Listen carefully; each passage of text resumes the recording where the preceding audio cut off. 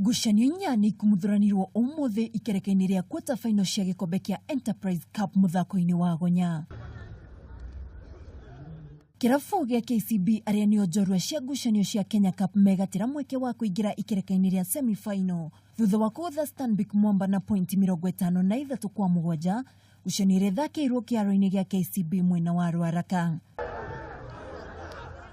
KCB mandĩkithirie ũhotani kũgerera tries 7 na mĩkwanjo ya penalty. Ũtungata wa athaki Oliver Mangeni na George Asini ũgĩkũranĩra. Hĩndĩ ĩyo Impala Saracens megatĩra mweke wa kũingĩra ikereka rĩa semi-final thutha wa gũkunika na Kuru Top Fry na pointi 24-15.